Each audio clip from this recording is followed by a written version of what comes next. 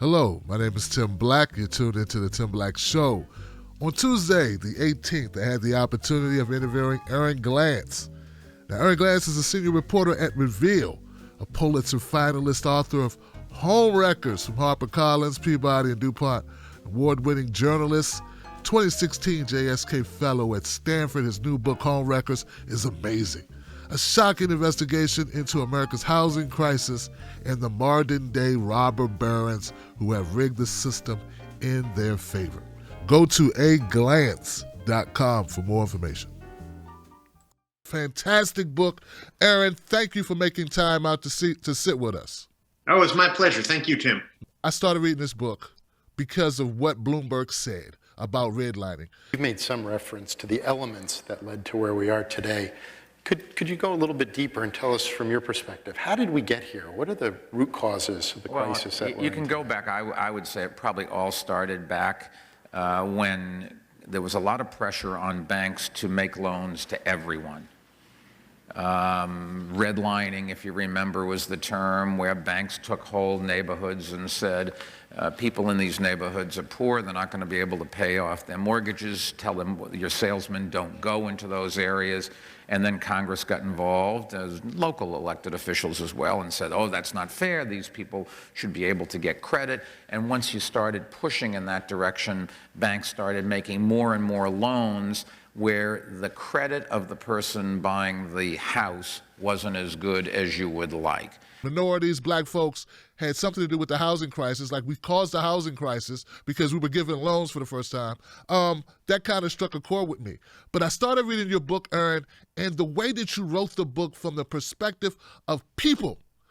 Like, I'm expecting to see a book that's like, well, this is what, redlining is, and this is what the foreclosure crisis, what caused it. And instead, I get a story, a ride of a man and his wife and his daughter and their actual lives and what they went through and how their finances were actually wiped out because of predatory lending. So that's where we are, guys. This book is great. Aaron, what made you write this book and what inspired you? The reason I wrote this book is because 8 million Americans lost their homes during the housing bust. And those houses didn't just disappear, right? Somebody got them. So I felt like we were spending all this time, and in fact, the Bloomberg comments even underscore this, we're spending all this time figuring out what caused the crash, forgetting that 10 years have passed. And the whole economy has rearranged. And we live in a country right now where the richest 1% of all Americans own as much stuff as the bottom 90%. And a big part of that is the fact that we don't own homes like we used to. And so asking what happened to these homes when 8 million American families got wiped out, who were the beneficiaries? And so you look at the cover of the book, you have Steve Mnuchin, who's now our Treasury Secretary, Wilbur Ross, who's now our Commerce Secretary, Steve Schwartzman, Tom Barrack, who are these private equity guys who are good friends of the president. They profited when the rest of us suffered. And, some people say, well, Aaron, it's an anti-Trump book, and that's true. These guys who profited are in the Trump administration. But remember, this time that we're writing about from 2008 to 2016, that is during the Obama years. So during the Obama years, these people who were very close to Trump, they were able to make off with all of our wealth. And to say it's an anti-Trump book is kind of a stretch, I think, because it was written before Trump became president. I mean, well, the story was written. Like the story, you're going back in time and looking at 2008. I started writing this book in 2016 when Trump was running for president, and I saw that election, right? And, Hillary was running, and Hillary said the economy is good, right? Unemployment is low. And the Dow Jones Industrial Average is high, everything's great. And that did not really resonate with people. You had Donald Trump on the right running a right-wing populist campaign, and you have Bernie Sanders on the left running a left-wing populist campaign. And so between the two of them, 70% of the American people are saying America's all screwed up at a time when the country is supposedly doing great. And so, I looked at this issue of home ownership. Home ownership is the American dream. Right. And we had the housing home ownership rate in America went down not only in 2008 and 2009 during the crash, But the homeownership rate also went down in 2010, 11, 12, 13, 14, 15, until it bottomed out at a 51-year low in 2016. And so when we ask about the wealth gap between the richest 1% and the rest of us, that is because the rest of us are owning less than we used to, right? And so, the people who benefited from that are the people who end up backing Trump. So that's what made Trump such a, he's claiming to be a populist, but it's his profiteers that rode the Trojan horse all the way to the White House. Got it. Makes total sense. The people that benefit the most off of this. I like to stress to people how important a home ownership is to average folks for building wealth in their lives. I think this is a topic that a lot of people just don't seem to grasp. Do you know any numbers on how many Americans build their wealth that way? Absolutely. So, we hear a lot about the stock market, right? But the fact of the matter is most Americans don't own any stock at all, right? Most of us don't have a 401k. Most of us spend 80% of our monthly paycheck on just 5 things: food, housing, transportation, healthcare. These are things that just disappear, right? We eat our food. Right. We burn up our gas. Our healthcare premiums, they're just gone, right? But housing is something where either we pay it in rent to our landlord and build wealth for our landlord, or we make our mortgage payment and we slowly accrue equity and wealth that we can pass on to our children, to say nothing of stability for our family. So when you have somebody like Bloomberg, saying, oh, well, people of color shouldn't have been able to buy homes. That was what crashed the economy. You're looking at a country right now where the average homeowner is worth about 100 times more than the average renter. Wow. And that's because both of us, homeowners and renters, are living paycheck to paycheck. But homeowners, when they spend their paycheck on their home, they're building wealth for their family. It's a beyond preposterous statement to say that people shouldn't be allowed to buy homes when we know that is the way for the average American to acquire some type of stability, to be able to pass something down to their children. Were you going to pass down a car?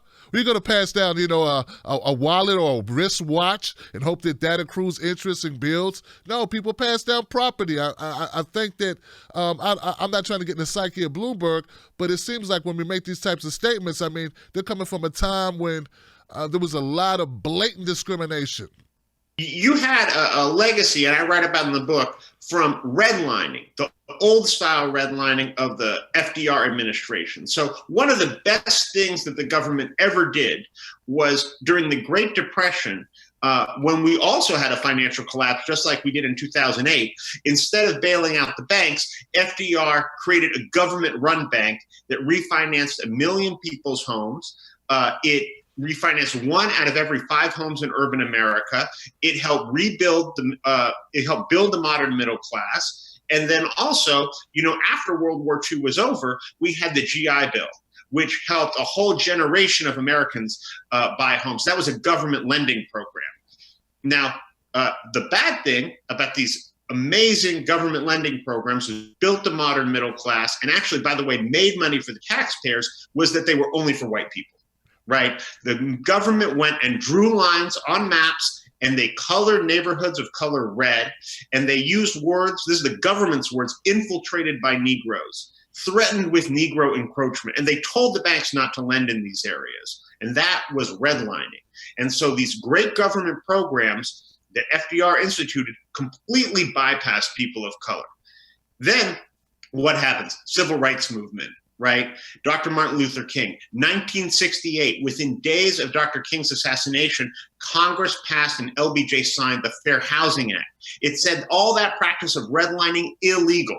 And so then after 68, finally you have banks, making loans to people of color because they're not allowed to discriminate. And then in 1977, under President Jimmy Carter, the Congress doubles down and says banks have an affirmative obligation to lend to all members of the community. They can't just sit in white neighborhoods saying we can't find any black people. They actually have to put branches in black neighborhoods, and that's called the Community Reinvestment Act. So that was the baseline. That was the march of progress that we were on, and that's how people of color were able to finally begin to build wealth in this country. But what we saw in the 2000s was the rise of what some call reverse redlining, where banks started to make predatory loans. And that's what I write about in the book. So I write about this family, the Butler family in South LA, that they came from Mississippi back in 1948 to Los Angeles. Guess what? They couldn't buy a home, right? Redlining, even though they were working incredibly hard. But as soon as discrimination was banned, they were able to put a down payment on a home, 834 square foot bungalow at Florence and Normandy in South LA, build that wealth for their family, pay it off.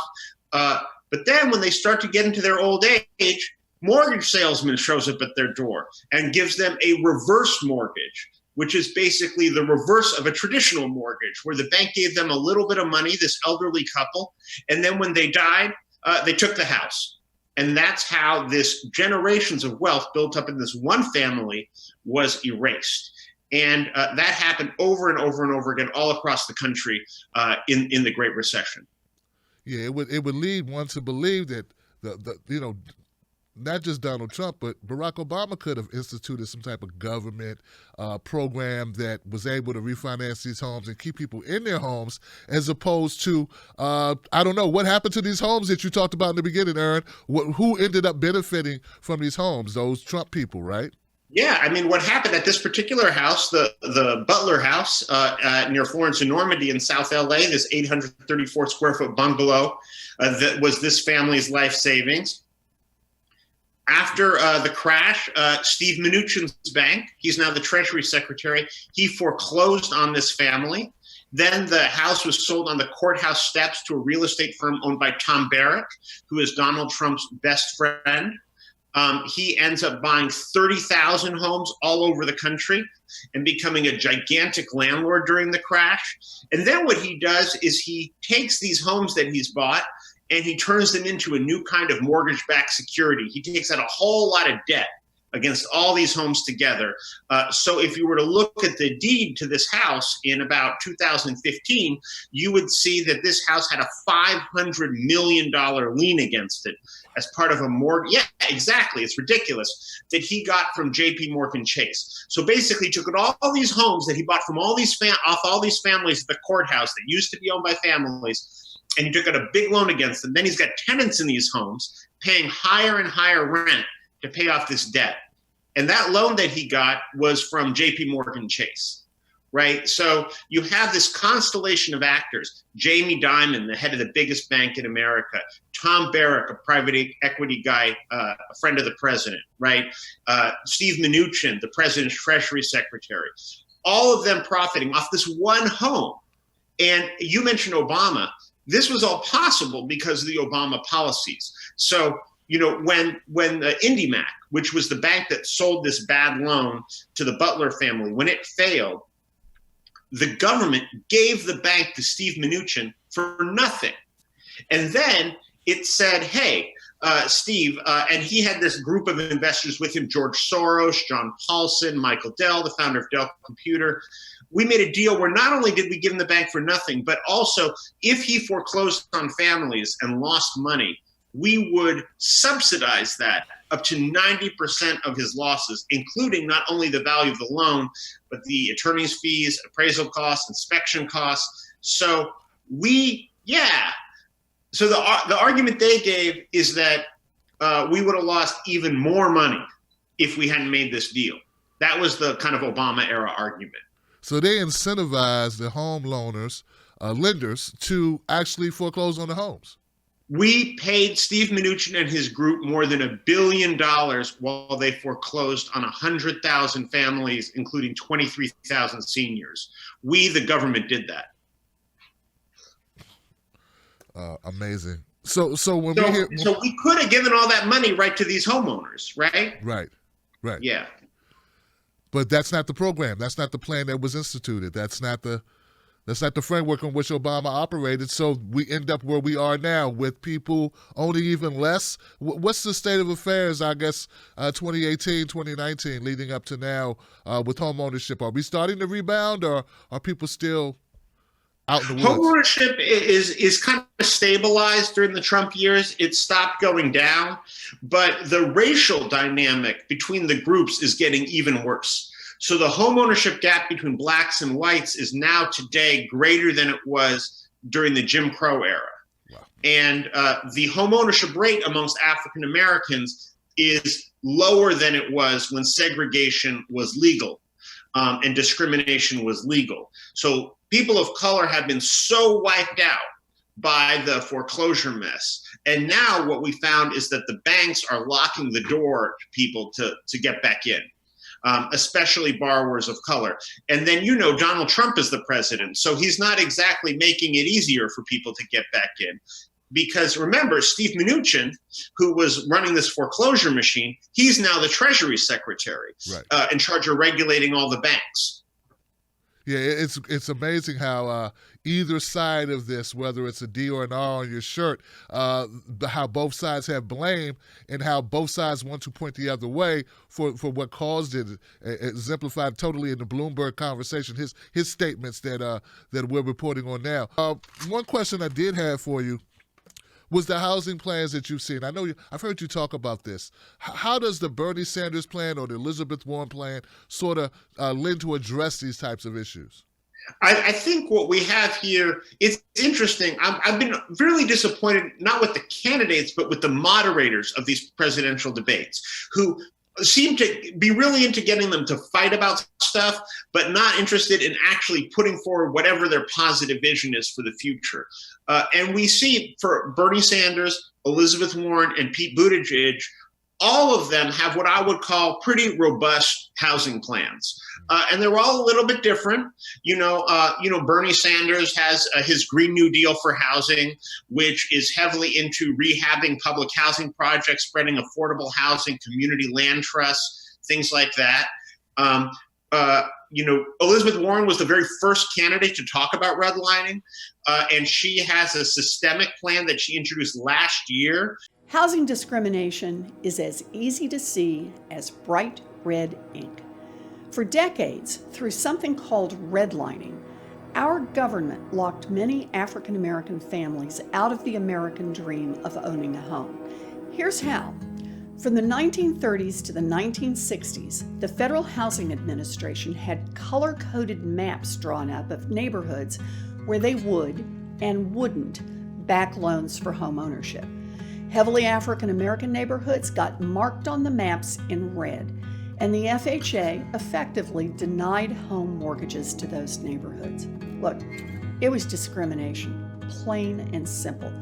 To give huge subsidies to people of color living in formerly redline neighborhoods so that they can build equity in their homes. And it's a pretty ambitious plan as well as subsidizing people who are still underwater from the bad loans of the housing bubble, because there are people who are still dealing with that problem. And then Pete Buttigieg has a pretty interesting plan that would involve the government actually seizing property by eminent domain in cities like Detroit and Cleveland, which have a lot of available land, but where people can't get loans. And then allowing, basically government takes the land, gives it to people, and then sweat equity. So that almost a 21st century Homestead Act. So I would like to see these candidates engage on these plans with each other when next time they're on the debate stage, so that you and I could kind of see, well, what's behind that plan, what's behind their way of thinking. And then, you and I both know the Bloomberg plan is maybe a little bit less progressive than the other three that I just mentioned. I didn't know he had a plan other than to about. Yeah, and you know who else I think that I've not heard a lot of, one way or the other, is Klobuchar and Biden. Yeah. I think that, to the best of my knowledge, they've been really MIA on this question. To your point, Aaron, it would be nice if we spent as much time as they spend on debating Medicare for all, which I support. But if they spent that amount of time on housing, something that we all, just as well as healthcare, are concerned about, I think most people would be concerned about that issue. Yeah, I mean, don't get me wrong. Healthcare is super important. I'm glad that they engaged on Medicare for all, and they all have the place that they dug in on. I think we got it, right? I think we know where they all stand, right? But this is what we all got to live somewhere, right? And as I said, either we are building wealth for our family and our children's future and stability in our home, or we're paying more and more and more in rent to our landlord, right? And so that is everyone's reality. And so getting them all to speak to this, and I'm speaking to you now from California, where we have a huge homelessness crisis and a huge affordability crisis. And the homeownership rate in LA is under 50%. People think that LA is a, it's the second biggest city in America, right? And 10 million people live in LA County, and they can't buy homes, right? And I feel like, people have this image, oh yeah, out here in California where we have our homes, lawns, whatever. It's so great, and yeah. That is not the reality that we're living with today, and we need leadership to come and help us with this problem. And we need the federal government because, California is a pretty big state, but, getting back to FDR and his national bank, right? I mean, we need national level investment. The only body that can provide the kind of investment that can help all American families is the federal government. And so we need to hear from each of these candidates what kind of investment that they're prepared to make, and then we can analyze their plan fairly. That makes sense. I mean, I think now that Bloomberg has come, I think he just qualified for the debates. So there's a possibility, like we're having this conversation, I think that may become a focal point on tomorrow's debate. Someone should bring it up. I mean, since it's in the consciousness of Americans, you would think that they would bring that up tomorrow as we are here. I think that Elizabeth Warren is probably chomping at the bit to go attack him on this. I'd like to talk about who we're running against. A billionaire who calls women fat broads and horse-faced lesbians. And no, I'm not talking about Donald Trump. I'm talking about Mayor Bloomberg. Democrats are not going to win if we have a nominee who has a history of hiding his tax returns, of harassing women, and of supporting racist policies like redlining and stop and frisk. Look, because she has made redlining, I think, uniquely an issue. And she's been campaigning about it for over a year now. And when we were a finalist for the Pulitzer Prize for our reporting on modern day redlining, showing that there are 61 cities across America where people of color are far more likely to be denied a home loan, even when they make the same amount of money, try to buy a home in the same neighborhood with the same size loan. That there are 61 cities where people of color still get a different result.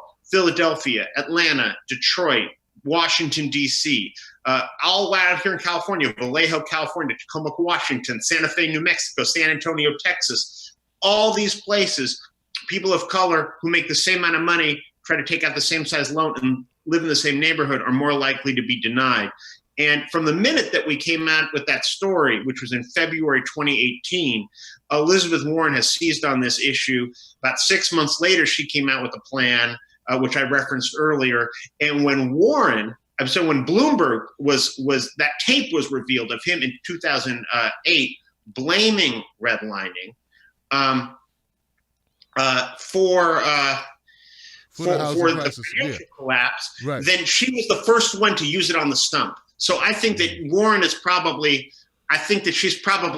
prepping what line that she's going to deliver to him at the debate stage. Yeah, to her credit, Aaron, great point, my brother, is there are people that I know that support Elizabeth Warren just for that fact. Like, it doesn't get it much talk in, like, Bernie circles, which I'm a Bernie supporter, but that is a very strong point that Elizabeth Warren made, and I think that we should all acknowledge that and run with that and support that and not be so partisan with our candidates. Like, we want the best plans. We want the best, solutions for our problems and not be so locked into certain candidates on these issues. Yeah, I mean, I think that Bernie and Buttigieg, as I mentioned, they also have been out front with their plan. All the candidates have their own area of emphasis, right? And I think that with Elizabeth Warren, this has been more of her area of emphasis. Well, I'm glad that she's focused on that point because, like I stated, I think it's very important. It sounds like the study that you cited, you guys did this study, Aaron, the study about the home loans, or how did you go about My colleague, Emmanuel Martinez, I mean, we are serious investigative journalists. journalist, and my colleague went through, and this is not a joke, he analyzed 31 million mortgage records. He looked at every single home loan application in America in 2015 and 2016. And he ran what in statistics is called a binary logistical regression. Basically, he put all 31 million mortgage records into a computer, and he ran a test to see what would happen if you were a person of color, so Black, Latino, Asian, all these different ethnic groups, and then you had the same financial profile, right? Because if you look at who's getting loans and who's not in America, it's pretty clear. There was a period of time when anyone could get a loan during the housing bubble, but people of color were targeted for the worst loans, right? Then we had the crash. After the crash, no one could get a loan, right? But now that the economy is coming back and credit is moving a little bit freely and interest rates are low, a lot of people can get loans. But if you look at the race of people who are getting loans, they are overwhelmingly white, right?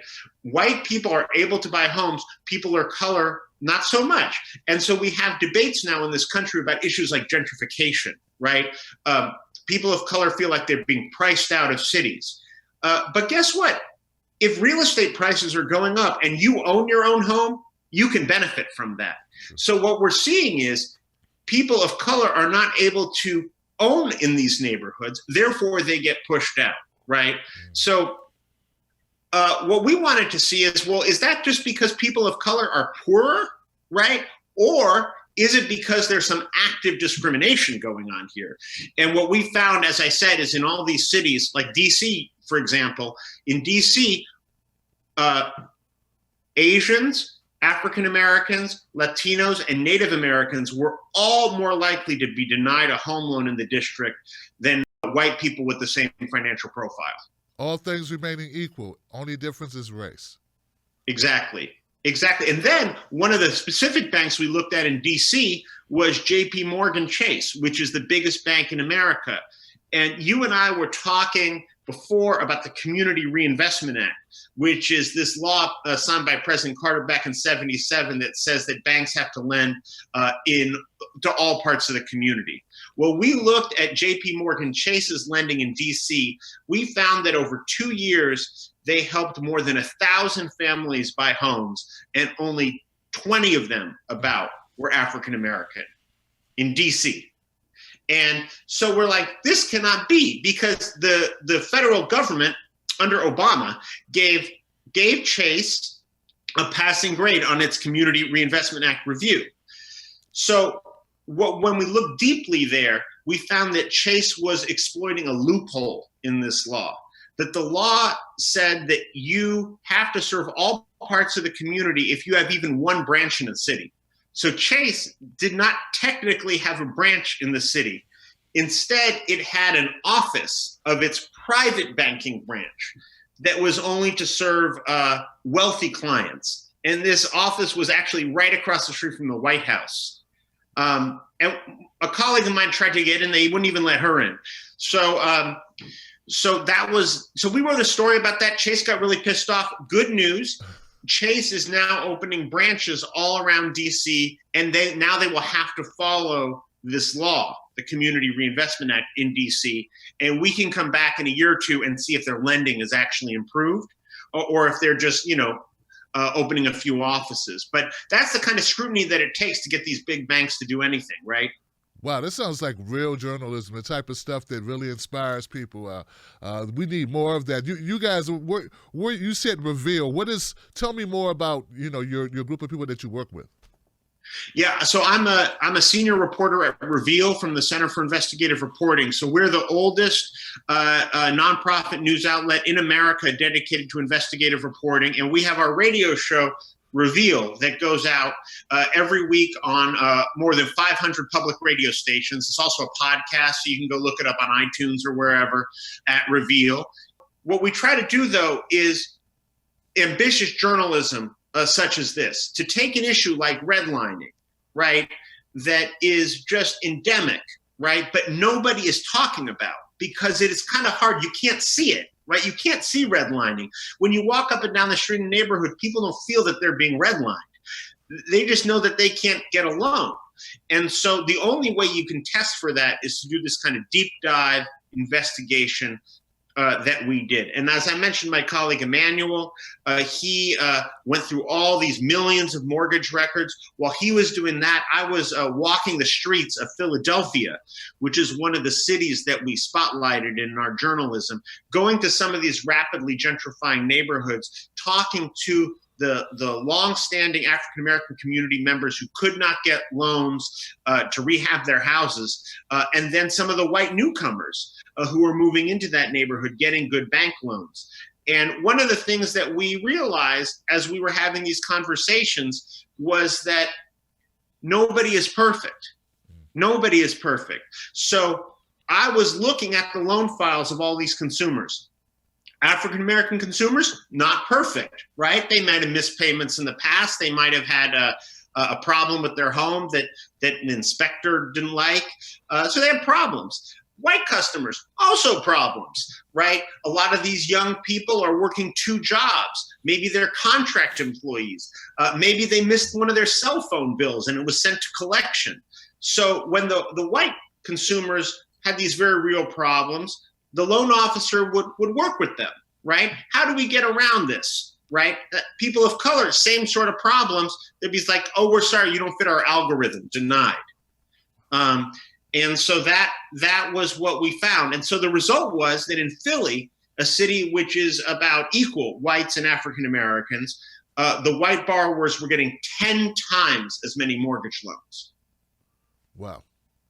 Wow. You know, one of the issues I covered recently was an organization called Moms for Housing. And what they did was they took back a home. You're familiar with this.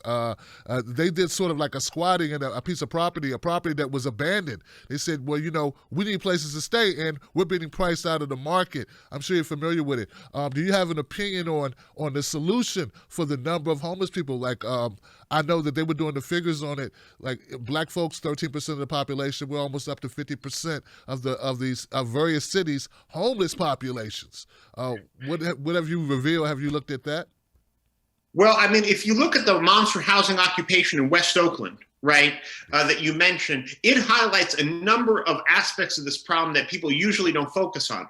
The first is that the house was empty, but it was in good condition, right? It was being left empty by the speculator that had bought it. So this house was bought by a company called Catamount Properties 2018 LLC. And then that was part of this large concern called Wedgwood, which was buying homes all up and down the West Coast. And they bought hundreds of homes. And so again, back to what we were talking about earlier with the Homewreckerz, used to be all these families. I mean, West Oakland, this is the birthplace of the Black Panther Party, right? Traditional working class African-American homeowner neighborhood. And in the 2008 housing bust, a lot of people got wiped out. And so the companies that came in were these shell company buyers, right? About 40% of all the homes that went to foreclosure in Oakland were bought not by people, but by shell companies. So one of the things that we at Reveal are doing right now is we have gone to court suing the Treasury Department to find out who is behind all of these shell companies. Because we live in a country right now where, as you mentioned, there's a homelessness crisis, there's an affordability crisis. There's also 3 million homes and more than 10 million apartments that are not owned by people at all.